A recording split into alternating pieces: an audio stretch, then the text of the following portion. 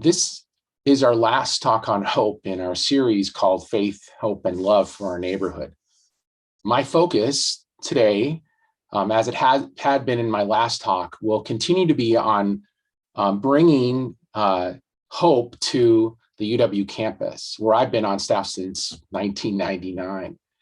And I think the big question that I'll be trying to answer is how can we both be hopeful and bring hope to the students that live around us in our neighborhood and attend the UW-Madison campus. Now, there are two verses that I'm going to focus on this morning. The first is Psalm 16:11, roughly says, "In your presence is fullness of joy." And the second is John 1:14. "The word became flesh and blood and moved into the neighborhood." That's the Message version that I really like. But let me begin my talk. So one of my most joyful moments, or some of the most joyful moments in my life, are when I first looked at our children, after they were born. We waited a long time for kids, and it was, at first it was surreal, but it was an amazing experience seeing them and holding them in our arms. Now with Jake, it was joy, but mixed with a bit of fear, shock, and awe. We'd only had a few weeks to get adjusted to the fact that we were going to be parents. It really happened fast. I mean, we had less than a month, 2 weeks, I think, from when we got the message that there was a woman who wanted us to adopt until we were actually in Grinnell, Iowa, holding Jake in our arms. Not a lot of time to even get prepared. And it just as we were holding him and seeing him, I think just what we were experiencing was just beginning to set in. But with Adele being the second, we were a little bit more prepared. It happened even faster, right? But we already had Jake with us. So I remember when we were in Houston, Texas, we were in the adoption agency and they brought Adele to us, and Lori held Adele in her arms. She started crying. And Jake was worried, and he said, "Mama, why are you crying?" And she said, "Don't worry, Jake, these are happy tears, or tears of joy."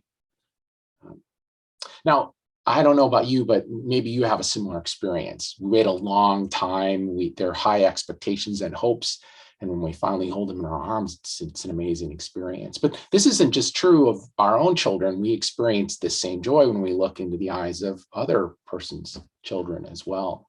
Last Sunday, I was sitting behind Linda and Irene Stolfus, and she was standing on the chair and looking back at me and trying to catch my attention. You know how little kids do that, right? And she caught my eye, and she looked at me and she smiled kind of flirtatiously, right, as little girls tend to do. And it lit me up. I can't describe it. Even though I was preoccupied at the moment and struggling with something inside, when I saw her look at me and our eyes connected, I smiled too. It made me happy, and I experienced, I think, what was a moment of joy.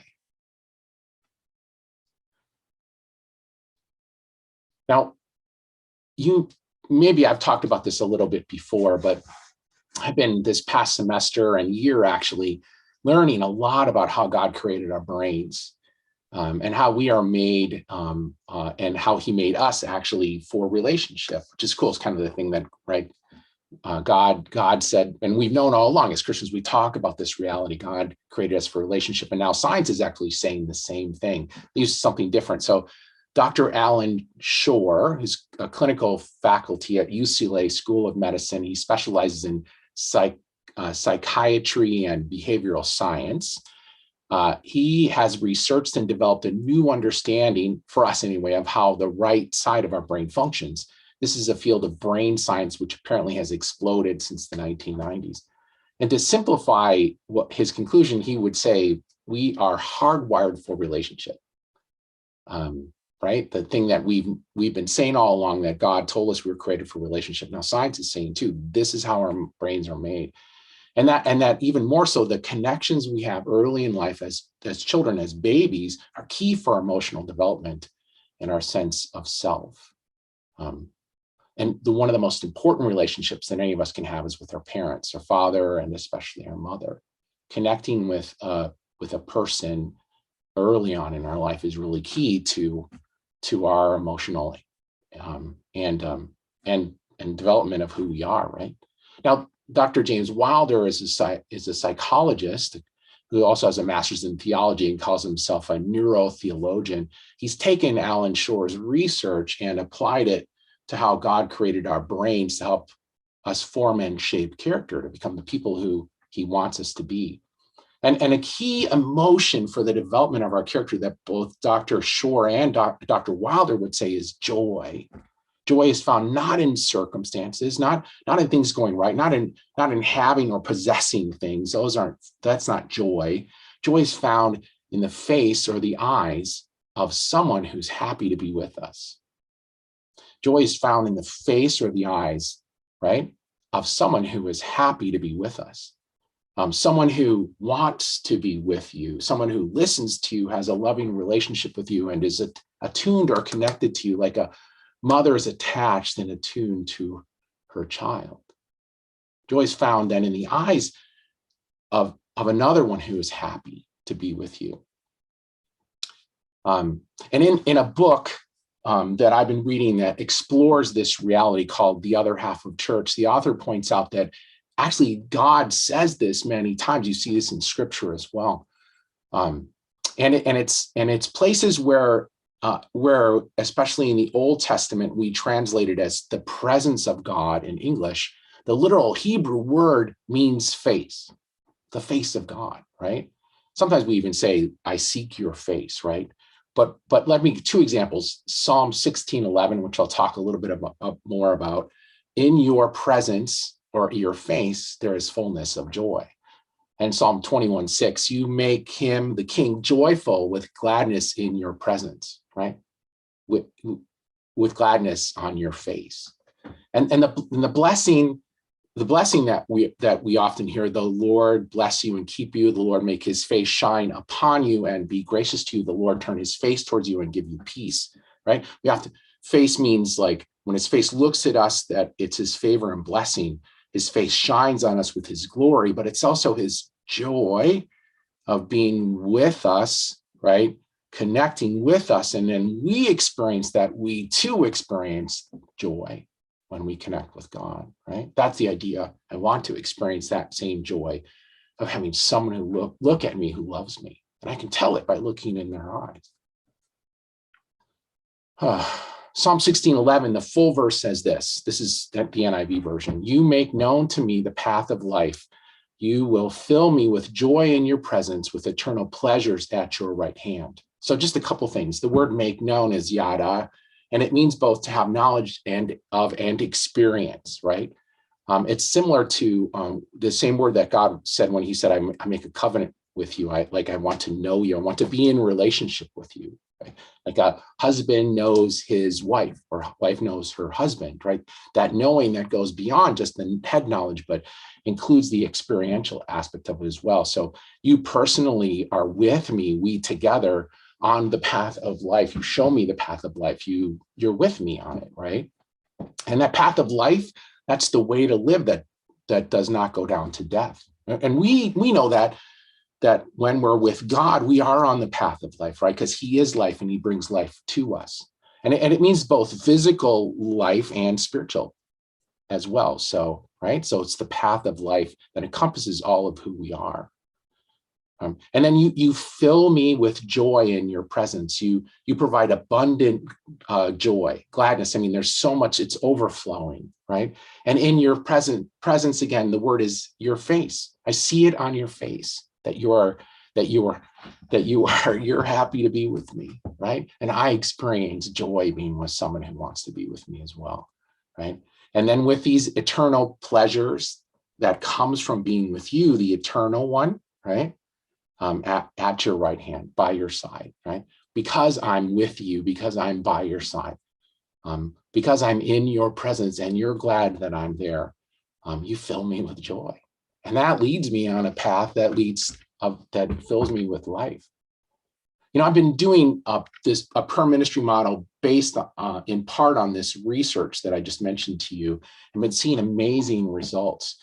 And one of the things we do, and I'm going to have you guys do this in your house groups later this week, if you're willing to follow through with it, is I have the person I'm praying for remember and enter into a positive memory of a time they have encountered the goodness of God, right? Sometime they experienced him, his love, his goodness, Could have been when they were at a park, walking in the forest, could have been at a church service, it didn't matter.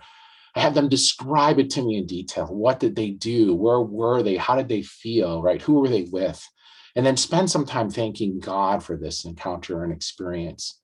And after that, I have them pray. I said, after they've done all that, they kind of fully entered into the experience. I have them ask Jesus, where were you when this was happening? I know you were present, right? You're omnipresent. Show me where you were. Make your presence living and active in this memory. And usually Jesus shows up. It's usually behind them or beside on either side. And as Jesus becomes clear, as they have a sense of where he's at, I ask them to look at Jesus. And I describe him to me. What's he wearing? What does he look like? It's an interesting exercise to go through, because as they look at him, things often change. But here's something that I find almost universal in the many times that I've done this already. So when they look at Jesus' face and they look into his eyes, they tell me he's smiling and he's happy to be with me. And I don't even tell them about this research. I haven't given them any background information at all. And I've gotten this several times already. He's happy to be with me. Or I'll even ask them, ask Jesus how he feels about being with you right now in this memory. And the response is, he tells me he's glad to be with me. He's happy that he's here with me right now. Right? In your presence is fullness of joy. And I know when they do this, that what happens is, and this is brain science again, their relational circuits go off, right? They as they connect deeper with Jesus, their ability to see him grows, and that helps them begin to interact with him so that whatever it is he wants to deal with, he's able to do in that particular moment. The difficult things, even immense traumas, they're able to walk through because they're not just aware of God, like he's told them that he's happy to be with them, and they're experiencing joy. I prayed with an Ivy alum last week. She's just learning this method, found out that I knew how to do it and wanted to practice with someone who was experienced. And as we talked and prayed, she began to confess that she had a hard time believing that as Jesus came into her memory, that it was really him and she wasn't making it up, right? And she was very almost oppressed or depressed in the middle of this time. And I tried to walk her through it. I tried to have her talk with Jesus, but we kept hitting a wall and going nowhere. And as we were praying, the words joyful, joyful, we adore thee came into my mind. And I spoke them to her, and then I prayed them over her. You know, the verse that says, chase the clouds of doubt and darkness, right? Fill us with the light of day. And I asked Jesus if he would reveal to her to himself in a positive memory, in a way that she could believe and acknowledge that was actually him.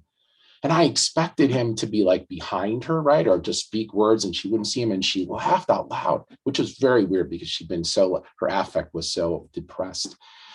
And she said, I can't believe this. I can't believe this, which is kind of weird because it was, saying that when it's so real to her at the same time. And she said, Jesus is swimming in the pool. The memory was she was in Florida visiting some friends this spring, thankful that she'd finally, been able to go somewhere and kind of break the isolation she was experiencing.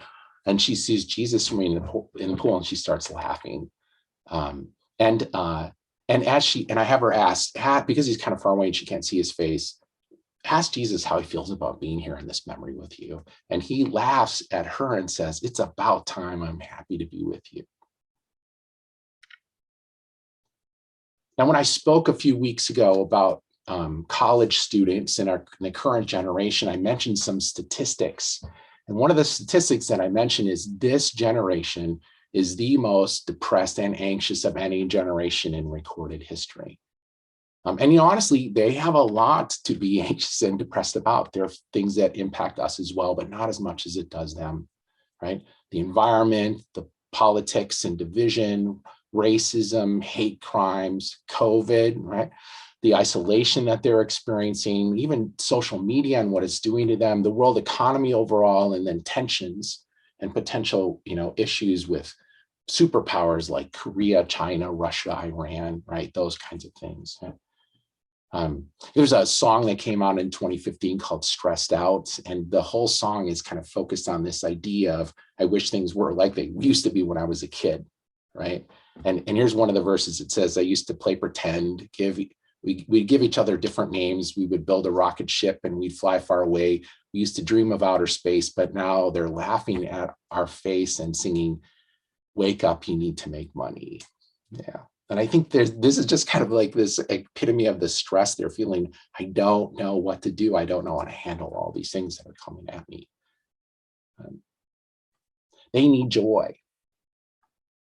And I think if they could experience some of the joy that's available to us, they would have hope. Not just hope for now, but right, hope for the future. Joy is a fruit of the Spirit that college students really need. It's a God-made antidote for anxiety and depression. In fact, Dr. Shore says that most anxiety and depression can be connected to poor attachment or attunement in people. Right? The more detached you become, the more isolated you are, the less you attune to someone else, the more open you are to anxiety and depression. And Dr. Wilder says that part of the solution to that is joy experienced through deeper joy connections with God and others. Joy has been found to increase resilience to difficulties in life, resistance to unwanted change and attacks, and improve your health overall. In fact, it is one of the things that people say across the board can actually add years to your life. If you want to live longer, experience joy, find a way to live a joy-filled life. That doesn't change the reality of what we're facing, right? It changes our perspective. And as we spend time with those who are happy to be with us, as we focus on the thankfulness of times together with them in the past, we realize that we're not alone. We remember and focus on the good things we have, and we're reminded as believers, especially, the faithfulness of God and his love for us. Right? And college students need that joy, and we are the people who have the ability to be filled with it and bring it to them. And Jesus showed us the way, right? So now if you look at John 1:14, okay? So the Message says this is Message version. The word became flesh and blood and moved into the neighborhood. We saw the glory with our own eyes, the one-of-a-kind glory, like Father, like Son, generous inside and out, true from start to finish. So the word became flesh and blood. The word of God, the creator of all things in heaven and earth, came to earth and became man. And Philippians 2 says he took on human likeness and was made in appearance as a man. And we say he became fully man, but yet he was still fully God. He actually became creation, right? Part of his creation. He became flesh and blood. And he moved into the neighborhood. I love that because it fits kind of our, idea moving forward of being a neighborhood church. The little word used here is tabernacle, right? He tabernacled with us. The tabernacle was a movable tent of worship. And he actually came and lived among us. He tabernacled, he took up residence in a flesh and blood body, the very presence of God himself, to live among us. And we know this verse, the word became flesh and dwelt among us, as the incarnation, right? God in the flesh, right? Jesus was God in the flesh. And then it goes on and says, we saw the glory with our own eyes.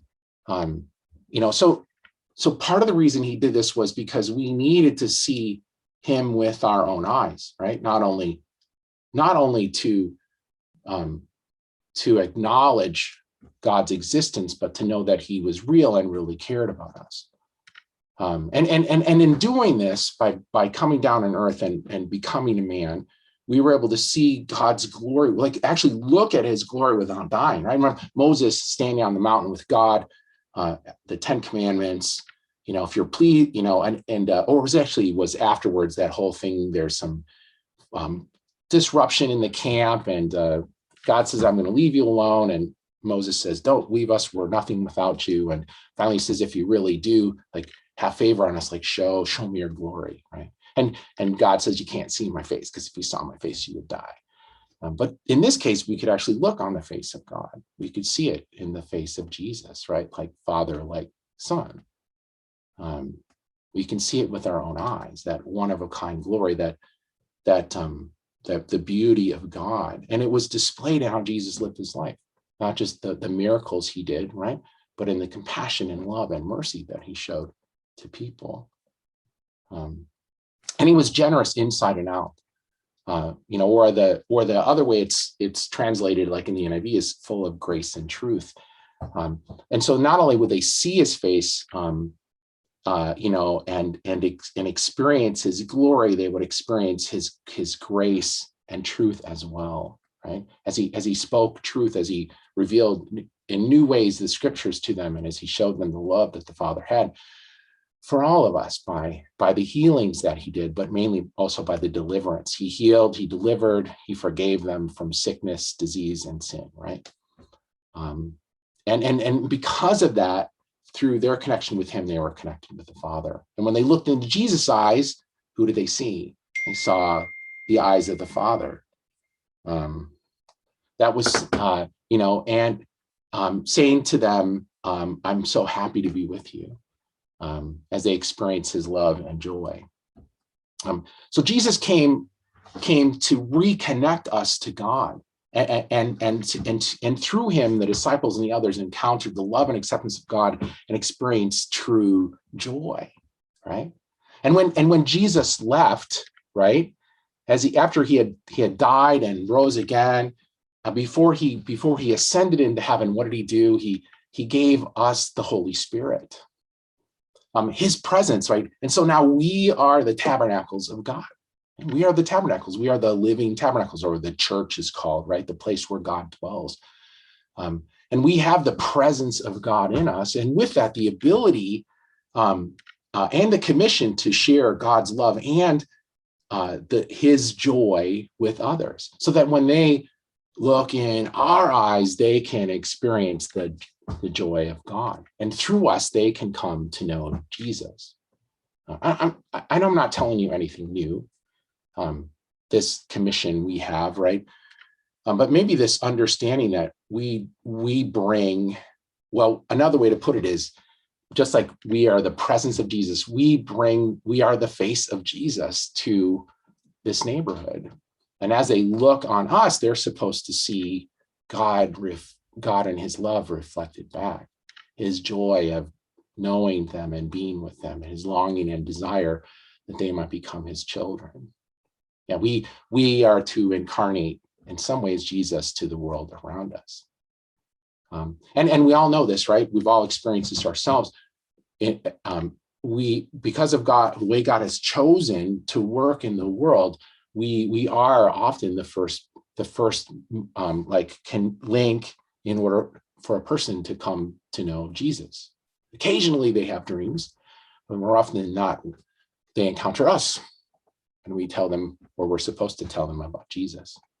Now, every ministry that I've been a part of, every church has known this in some way, that we incarnate Jesus and he expresses his grace and truth through us, right? As we live amongst the people whom God has sent us to.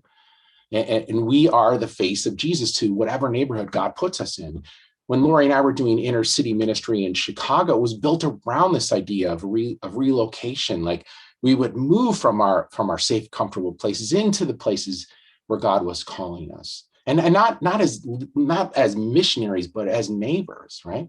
And so that we would partner together with the believers in the neighborhood, and even deferring to them and their understanding of their people, and serving as best we could, right? And as we loved each other, as we experienced joy in each other's presence, we would express that love and joy to the community around us. I'll give you one quick example. Hugh was a 65-plus-year-old man who lived in the basement of the six flat that Lori and I were in. And he was alone and had no friends, and he'd been that way since he was 14 years old. He had real difficult family life, estranged from his entire family. And he was a loner, and trust was very hard to earn, right? So we rarely saw Hugh. He spent most of his time inside his apartment, and occasionally, like once a day, he would go out for a walk. He'd walk a mile to McDonald's for a senior cup of coffee and a hamburger meal. Now, the owner of the six flat came to us one day and said, look, I'm really concerned for Hugh. He stopped paying his rent. I don't know how to help him. Would you do something? Would you reach out? And so we started We started reaching out, knocking on his door, trying to get to know Hugh. And little by little, Hugh opened up to us. And as he did, we were able to recognize the places he needed help. He hadn't seen a doctor in years. His glasses were broken and old. We helped him with those things.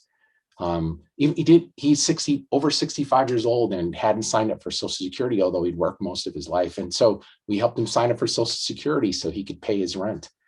And little by little, we experienced the joy of knowing Hugh, and he experienced the joy of knowing us, and through us, the Lord. Eventually, Hugh started to come with us to church and started getting involved. This is an elderly white man who had been alone for most of his life. And he ended up finding a family with a church full of Mexican Americans who just really loved and cared for this man. And when one Sunday, years after we had left, Hugh didn't show up for church, some of the men went to check on Hugh and discovered that he died in his sleep.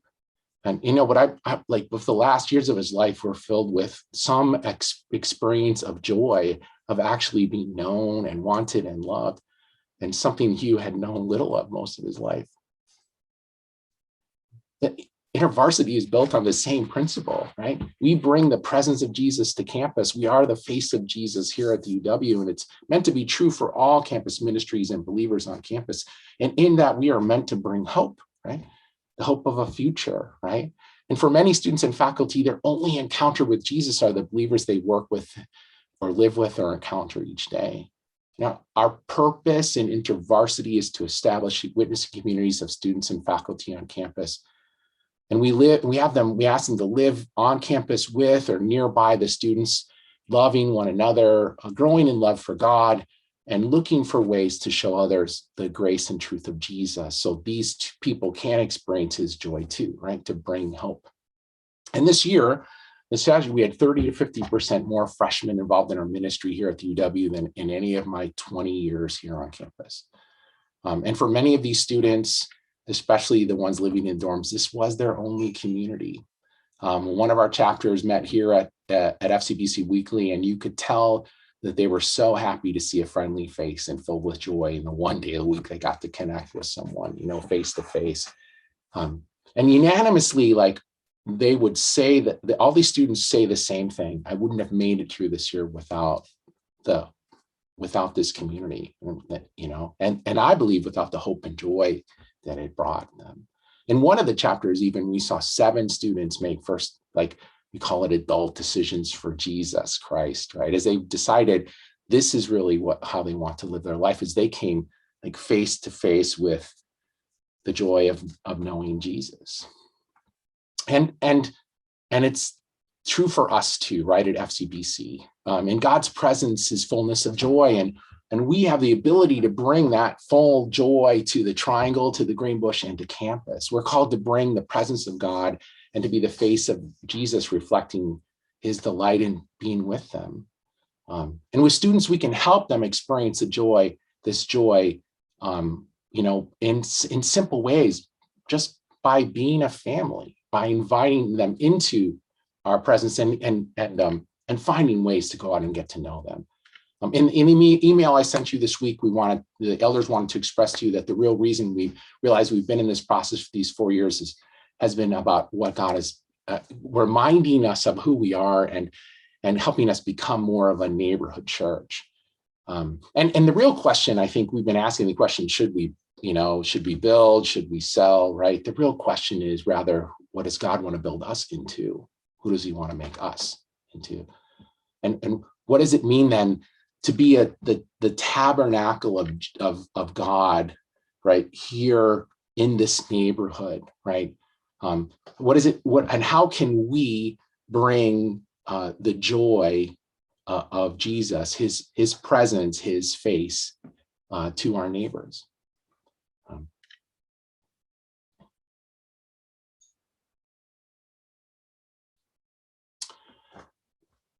So I'm going to send some questions and an exercise and maybe a Bible study to your house groups that I want you to look at and maybe use some next week. And there are a lot of questions that we need to answer that go along with this. But I think one of the first is for me is even before we can bring joy to others, we have to experience it first ourselves, right?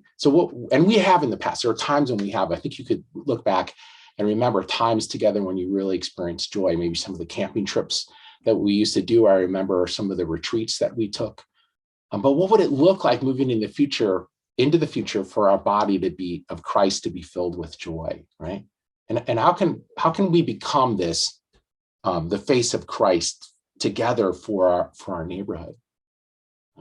How can we both experience joy and the hope it brings, and bring that joy and hope to others? At an elder meeting the other night, Janine made a comment that I kind of brushed off and regretted. I'm sorry, Janine. And the comment was around the feeling like it feels like we're always striving for something. And we need to talk more about this. She compared it to how different it felt for her growing up in the church, where the expectations were known, and